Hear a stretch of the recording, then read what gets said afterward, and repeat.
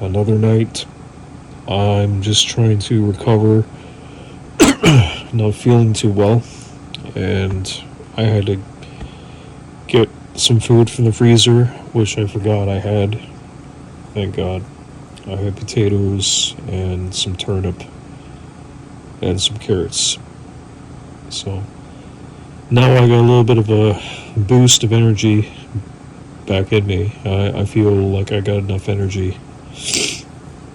So I want to make this count. I got to talk about something important. I'm going to come back on YouTube, but there's a few things that I had to take care of offline, like my health. I need to find, as I said, I need to find some people offline. Maybe a church. The problem you see is, well, when I was talking about this before, I was trying to explain to people that how some churches, they preach different sermons, and some churches are not very good. There's one church down the street that's been pro-pride for like 5 or 6 years now, and well, so that means that I'm very picky about who I make contact with. I usually keep to myself. I'm a natural introvert, but yeah, occasionally, I'll probably go out and make my rounds and get out, talk to people. But I'm just going to recap. St. Patty's Day, that was a bad idea.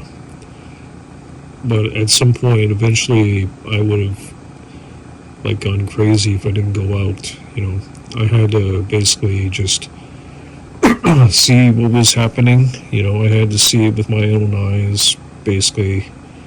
And I give it, my best foot forward. I try to reach out to a few people and talk to them. Most people, they just seem, I expected, just not very approachable. They're not very social. And they seem to have their own problems, I guess. It wasn't a fun night overall. I was actually talking to this girl. Although she was pretty, she seemed to have been on something. She might have been having some mental health issues. But she told me she was homeless, but I didn't really believe that. So she kind of took me for a fool, I guess, and I don't know. I guess when she realized I couldn't be manipulated, she turned around and left. She got a cab, so I guess she had money. Maybe she wasn't homeless after all. She didn't look like it. So yeah, she was just having a good time and carrying on. Some guys wanted to talk to her for obvious reasons. They wanted to, I think we all know what guys think. Men. These were just younger guys. They didn't know I was older. But yeah, you gotta be very careful, as I was saying, Jezebels, man. Jezebels. Women these days, even though they can put on makeup and look nice, their behavior in general, I just can't talk to these women and even get them to stand still for 1 minute so I can just have a regular conversation. But what did I expect? If people are that drunk and probably on drugs, maybe a few, I don't know. I don't do that.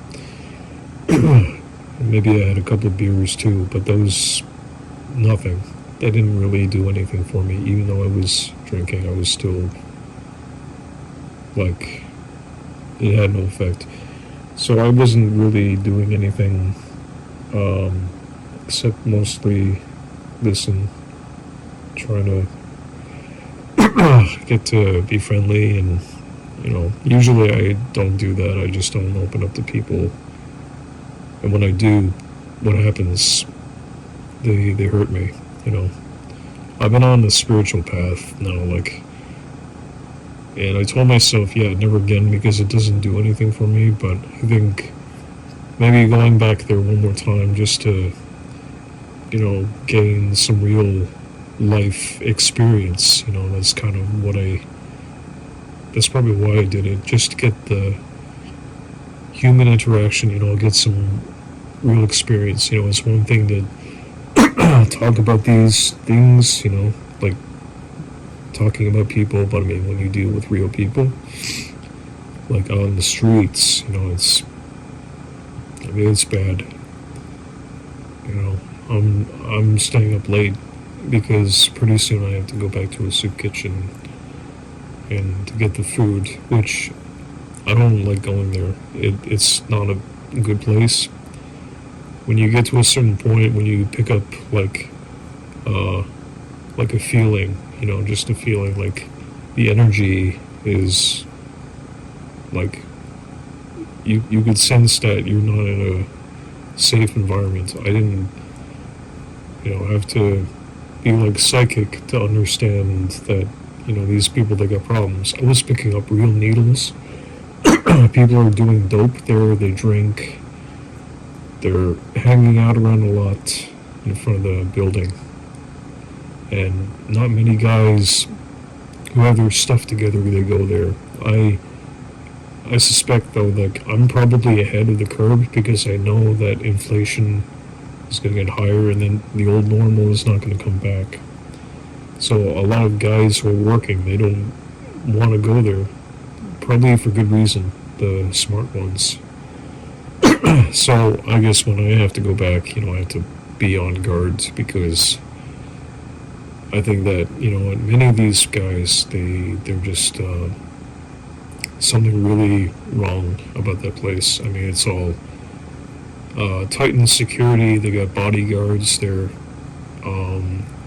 people in uniform. They got locked doors. They have amenities like laundry. But when it gets to that, I just wash my clothes in the sink because I don't have a washer or dryer. You know, I'm already paying enough, and if my rent goes any higher, I'm just gonna have to start thinking about finding a new place to live because I knew that this was gonna come. These times would get hard, but who would listen to me? Who would help me? You know, and we got higher inflation. People are paying more money now for groceries, like triple at least.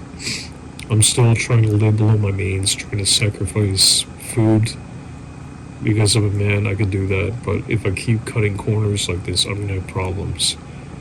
And I had that dream, you know, like I was saying. Yes, it was real, and no, I don't feel like I want to talk about this because I don't know who's listening. Again, I expected my channel to grow with people, with good people, but I don't receive comments. So YouTube is not really a safe place for me to report on many stories anymore. I don't think. I think what it is that the YouTube censorship has gotten so bad. My main account, my main account on YouTube got shut down, censored. It was Bill C-11 or 10.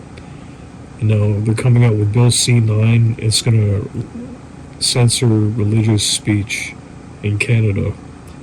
Maybe you guys have got different set of rules in America, but you know, this is what's happening in Canada. I'm a bit of a patriot. I love my country.